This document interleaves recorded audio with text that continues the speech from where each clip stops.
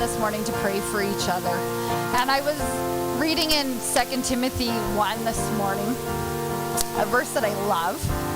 Just hang on. I'm struggling because it's not my own Bible and I'm struggling to put my eyes on it. And so it says, 1 Timothy 6, it says this: "For this reason, I remind you to fan into flame the gift of God, which is in you through the laying on of my hands. For the Spirit of God does not make us timid, but gives us power, love, and self-discipline." Or how I have said with my kids many times, God has not given us a spirit of fear, but of power and of love and a sound mind. And so this morning, if you're here and there's something on your heart, don't know what it is, maybe you're one of our youth heading back into school this week and you're going into a new school, that's a little overwhelming. And you can feel that fear and that anxiousness building up in you. Or maybe it's something else, maybe it's your health or emotions or financial need, whatever it is. But can we take a moment, and if you're here and you're like, you know what, I need somebody just to put their hand on me. Because God said in the laying on of hands, He is there and He is working in His Holy Spirit in us, fanning into flame. And so can we just take a moment, if you're here, can you just raise your hand? I know it's a little moment of boldness, saying, you know what, I would really love somebody just to come beside me this morning and to pray for me.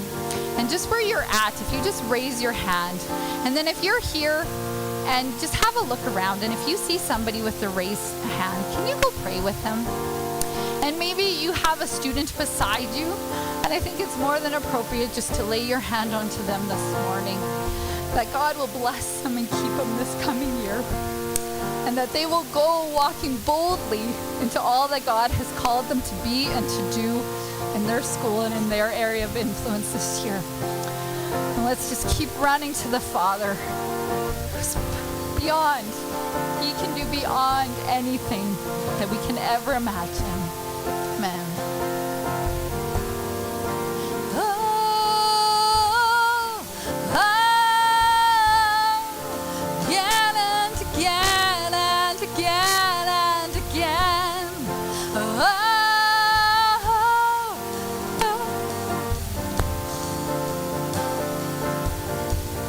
My heart has been in your sights long before my first breath, running into your arms is running to life from death, and I feel this rush deep in my chest.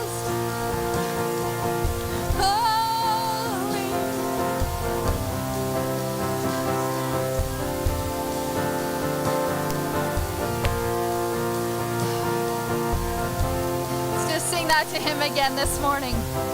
My heart has been in your sights long before my first breath, running into your arms is running to life from death, and I feel this rush deep in my chest. Your mercy is calling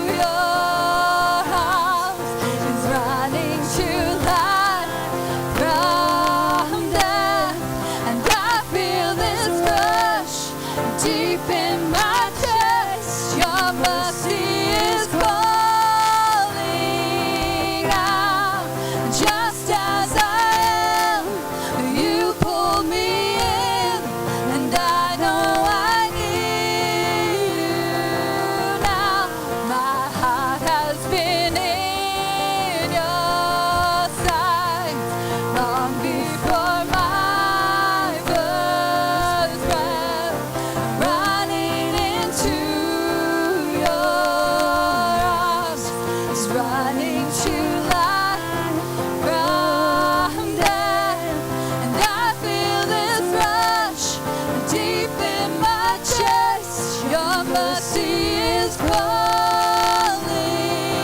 out, just as I am. You called me in, and I know I need you now. I run to the Father, I fall into grace. I'm done with the hiding, no reason to wait. My heart found a surgeon, my soul found a friend. So I run to the Father again and again and again and again. Oh, yes.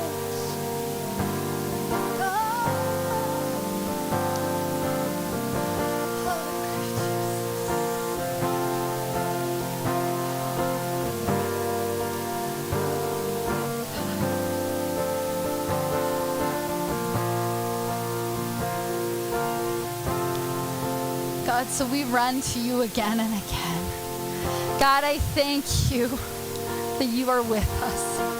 God, that there is nothing put in our path that you are not with us to walk through. And God, Lord, that sometimes in the depths of despair, that is when you are nearest. That's when we know your presence the closest. But God, I pray whether on the mountains or in the valleys, God, that we will run to you. Forgive us when we try to do this life thing on our own. And we only get a portion of what you have for us. And so, God, we run to you fully, completely, and fall at your feet and say, Abba, Father, have your way. God, open our eyes to see and our ears to hear daily from you, God. Lord, that you have incredible things for each of us, to show us, to teach us, to challenge us to step out, to be all who you created us to be. And so, God, we lean on you. God, Lord, that you want to do abundantly more than we can ask or imagine. So we thank you for that this morning. And we run to you, oh God. We run to you. Have your way, oh Lord, we pray. Thank you, God. Amen. Amen. Amen. Thank you. You can have a seat. I got a little reverb here. All right, I'm gonna talk. All right, can you hear me at all? Did I belt it out more? Kind of. All right, awesome. The stories that we tell ourselves actually shapes how we view things. And one story that people tell themselves what church is it's kind of like going to the movies. You know, you sit back and it's about enjoying it. Are you entertained? And if that's the story you tell yourself about church, then people who plan the service are planning it on trying to make it as entertaining as possible, so people are entertained and come back. Another story you can tell about church is, it's not that you want to make it as boring as possible, because that's, not the goal, but it's about, instead of sitting back and being entertained, it's about leaning forward and engaging. And if that's a story you tell yourself about church, and I think you could see in scriptures a bit more of the story, then it's less about how entertaining something is, and it's more about how engaged are people. Are they engaging with God? Are they engaging with each other? So we worship these songs not to be like, oh, is this an awesome song that entertains me, or am I singing this song to engage with God? Praying together, it's about engaging with each other and connecting with each other and connecting with God. It becomes all these things about engagement. And so if you haven't noticed, the story that I kind of subscribe to is about, church is about engaging. It's about, like, I never want someone to walk in, sit back, am I entertained, and then leave. It's about, man, can we engage with God and each other? And so I just, first of all, I want to thank you, because when I stood back there and watched everybody either praying with each other or worshiping, and I'm like, yes, this is amazing. And so I just encourage you, keep engaging throughout the service.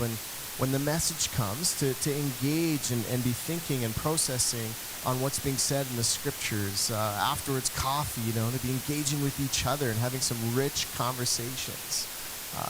And so you kind of ask yourself, did I engage with God and others? That's the goal. We did something new this summer. It's hard to believe, sad to say that this is the last Sunday in August. Exciting to say kids go back to school for some of us. But we did something new this summer is we got some government grants and hired some interns, 3. So we had Connor and Addison and Alex who had car trouble so couldn't be here this morning. We had 3 interns, and we did all sorts of things this summer. We did backyard camps, something we've never done before. We did 2-week-long camps. We did all sorts of, some stuff was spontaneous. When we were on holidays, some people met at the park and did like a kickball game. Some stuff was planned. Last Sunday, we were out at Alberta Beach and we did like a 1-day family camp. Had a blast, had a great time. The weather was spectacular and we played and had fun and socialized. All sorts of awesome things. Because of that summer, sometimes we met here as a more traditional service. Sometimes we were doing a pancake breakfast outside for the community and had rich conversations with people in the community. A couple weeks ago, the interns ran a week-long camp. We did one in July and one in August, and so they had the awesome task of herding these children and playing games with them and crafts. And I will be completely honest, I stayed far away because I was like, oh boy, that looks exhausting. And they were exhausted by the end of the week. But I still remember I would kind of at the beginning and at the end of the days, make my presence known because, you want to look like you're doing something. And so I did that. And I still remember Connor coming to me and saying, hey, today in the teaching part, 3 kids said yes to Jesus. And it was fantastic. So we have 3 red lights up there. This is kind of our first service where we can kind of celebrate that. And then one of those families is just from the community. They came to the pancake breakfast, and it was the kid from that family. And so it was just this ongoing kind of conversation, engagement happening. And so it has been, I think, a really good summer. These 3 interns have worked really hard and done a fantastic job. So can we just kind of give them a hand and celebrate them and thank them? Yeah. They, this coming fall, if you need babysitting or cars washed or anything like that, no, I'm half joking. I encourage you before you leave this morning, just to thank them and have a good chat with them. But they did great stuff, and so I feel like this Sunday's kind of a transition. It's kind of like ending the summer and beginning the fall, and so we just have a few things coming up. On Tuesday, youth and the ladies have something happening Tuesday night. And there might be a little bit of change. So they were both going to do it at North Millbourne, but North Millbourne didn't cooperate and have decided to do a bunch of construction there. And so the youth are going to be meeting here on Tuesday for a youth night at 7 o'clock. And I'm going to say the ladies are going to let you know where they're meeting. Is that fair to say? Sure. On Tuesday. You don't hear... Okay. We're going to say as of right now, the ladies are still going to meet at North Millbourne. And the youth are going to meet here. So if you're a lady and got some youth-age kids, it'd be nice to just drop them off here and then head on over the 1-minute drive to North Millbourne and have a great time there. And then next Sunday, it's the first Sunday of September, which is our Family Day Sunday. The kids are going to be staying in with us. We're going to have a little interactive teaching time. And then we're going to head over to the sanctuary, head over to the gym and just have a bit of a social time. And we're going to call it Donut Sunday because, as we all know, I love donuts. So there's going to be some donuts there for your coffee. There will be a healthy portion of Boston cream donuts, the best donut ever.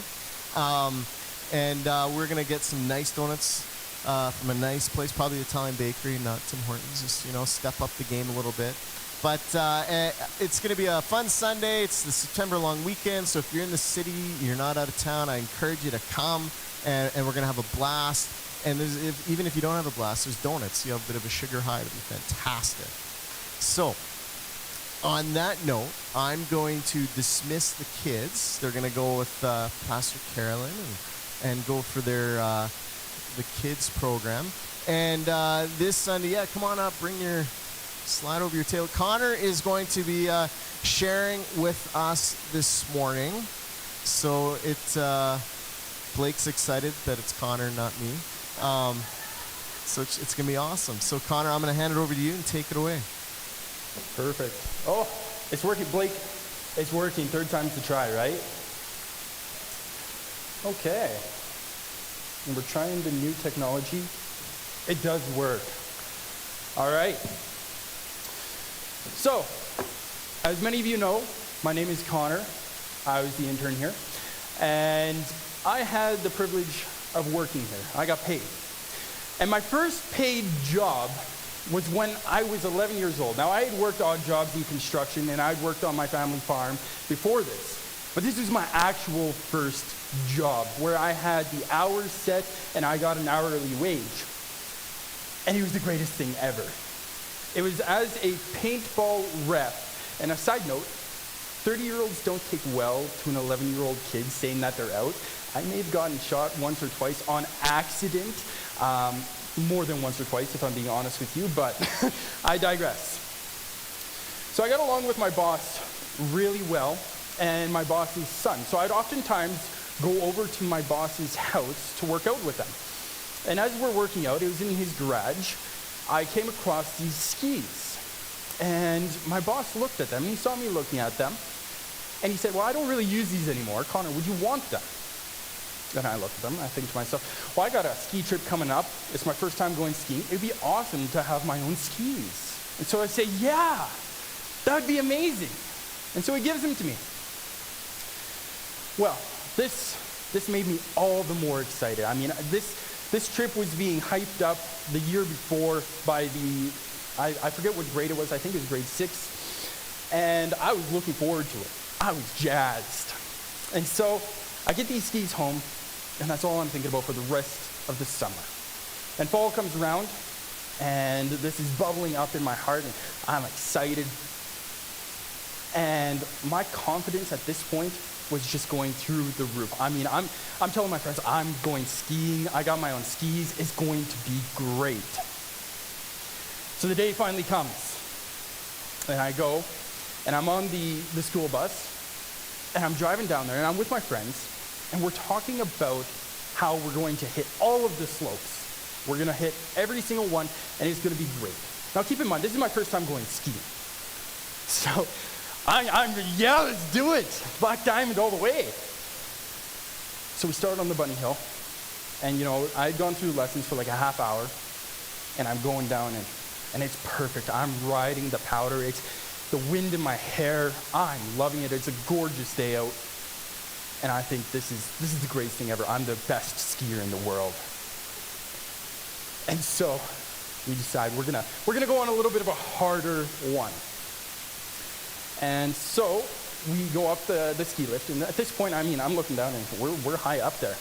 And so I'm getting a little bit nervous at this point, and I'm thinking maybe I've bitten off a little bit more than I can chew. But I went with my friends, and there's a girl that I like there. So, I mean, I had to go through with it, right? I couldn't back out at that point. So we get to the top, and we decide that we're all going to go at the same time. And so here I am. I'm getting ready. And we kick off. And as I'm going, it's a steeper hill, much steeper than what I had gone on the bunny hill.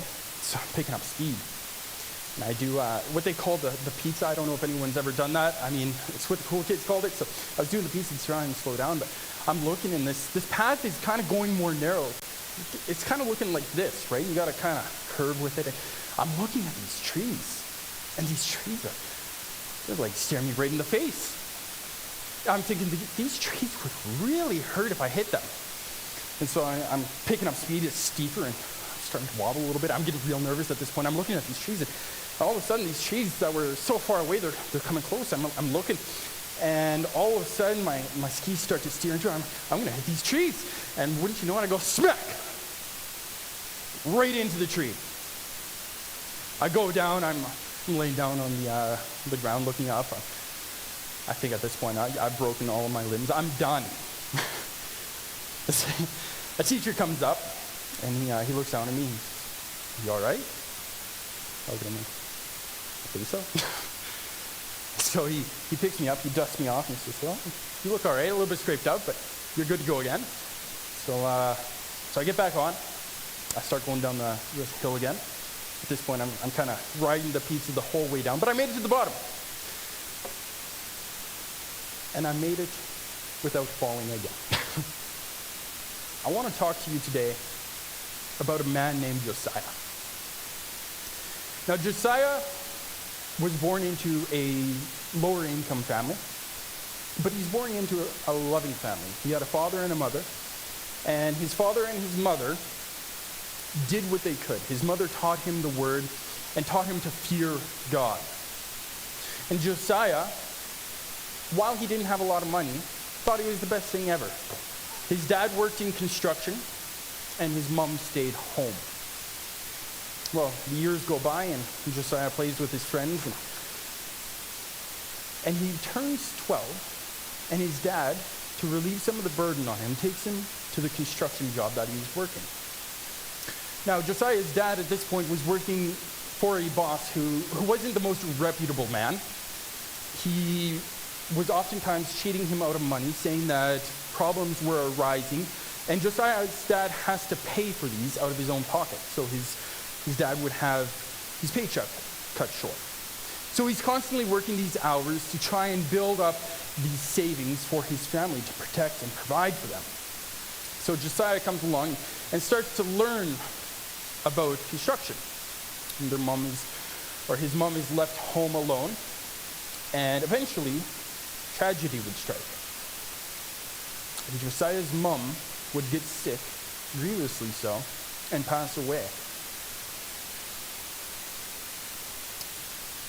Josiah and his dad, grieving the loss of his mom, would grieve for the appropriate amount of time, and then they would go back to work. His bills have to be paid, and so this continued for quite some time. And more pressure was put on Josiah's dad to provide for his son. Well, one day, after a long and grueling, 90-hour week, Josiah's dad is completely burnt out, and his boss had been cutting corners in order to save costs. And so Josiah's dad's up on the roof of a building that they're making. And Josiah's dad wasn't strapped into a harness. And because he's so beleaguered, so tired, he would end up slipping, falling to his death. At this point, Josiah is all alone. He's got no other family. He's got no aunts, no uncles. His grandparents are gone. So Josiah is all on his own. He's about 16, 17 at this point. He doesn't know what he's going to do. He's got no one. He's orphaned. So Josiah, he doesn't really have any other skills other than construction at this point. And after a couple of weeks, he thinks to himself that, well, I have to provide housing. I have to provide food for myself. So I'm going to go and I'm going to continue in construction. And a couple of weeks go by, but Josiah, it just didn't sit right with him. It's this festering wound in his heart of, my dad's boss caused him to have such tiredness. He caused my dad to work so many hours. He cut corners so much that my dad fell. And Josiah, he slowly starts to shift and all of a sudden think of his boss in a negative connotation, and it just starts bubbling and brewing, and it's become a full-on hatred. So Josiah's boss comes to the site one day as he's working, and he's up on the roof, and he's laying big heavy stones. And Josiah looks over and sees the boss come on to the site, and he thinks to himself, well, I'm going to get revenge. My family is gone because of this man right here, and so I am going to take matters into my own hands. So the boss walks over near to the roof where he's standing, and Josiah takes a quick look around, sees no one's there, and thinks to himself, well, I'm going to take this man out. He grabs a big heavy stone and with all of his might he heaves it over and he hits the man. But while he's throwing the stone over, his hand goes with the stone. And so Josiah would murder this man. But in the process, his hand getting caught on this stone would send him over the edge as well. And he would lose all feeling in his legs and most of his upper torso.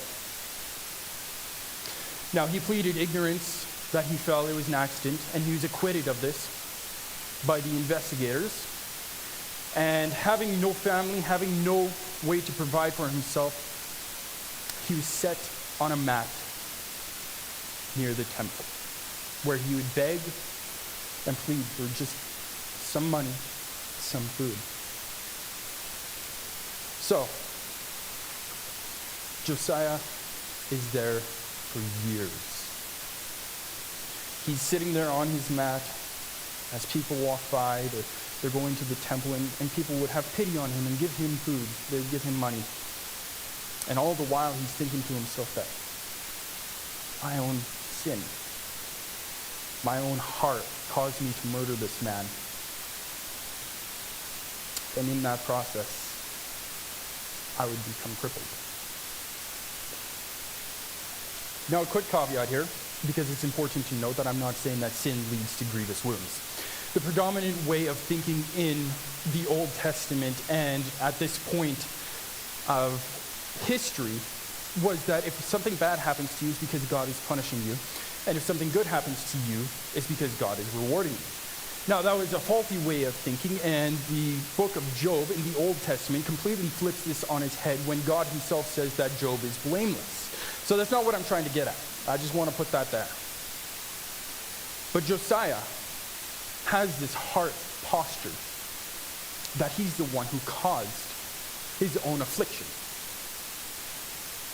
So the years go by, and Josiah, he's sitting there, and he gets to know people around him. He's sitting there, and there's many people because it's near the temple, and they're begging for money, for food.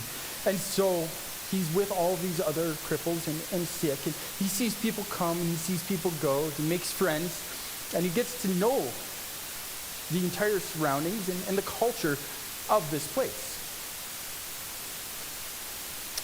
One day, he talks to his neighbor, Harold, and Harold's all about this new big thing that he's going to make millions of dollars selling so-and-so. And so he gets to talk with Harold, and he thinks that's just the bee's knees, even if it's the 50th time he's heard it this week. And so Josiah's life would continue this way year after year after year. Just laying there on a mat. But he became content. Life was comfortable. I mean, it's all he had known for 38 years. It sucked at the beginning, but eventually reality sets in, and this is all I have, so I'm going to make the most of it. And so he became content. He eventually lost hope that he was ever going to regain any feeling in his legs. He just let life pass by. Until one day where Josiah is laying there and he's having an afternoon nap, and he feels the shadow come over him. And he looks up, and there's a man standing there. And he looks up at the man, and the man says, "Do you want to get better?" And Josiah, he thinks to himself, "Well, I've heard the fable of this pool that I'm next to, this bath, where an angel of the Lord would come and stir the waters." This fable was one that he had clung to, and maybe, just maybe, I could be the one who is healed. See, the way of thinking was that the first person who would enter these waters after it was stirred would be healed. But Josiah, not having use of his legs, would come to the conclusion that, well, sir, I have no one to put me in the water. I have no way of getting in.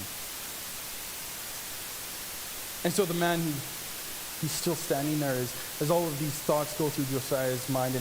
And instead of sympathizing with him and saying, "Oh, maybe I'll help you get in that water when the time comes, or I'll go get someone to help you get in that water when the time comes. As Josiah had been thinking, maybe this man would help me. No, this man, he with a commanding shout says, stand up, pick up your mat, and walk. And Josiah, hearing this absolute command, it wasn't something that he couldn't disobey. He felt the strength through his body. He stood up. For the first time in 38 years, he picked up his mat. He started walking away. Didn't even catch the name of the mat.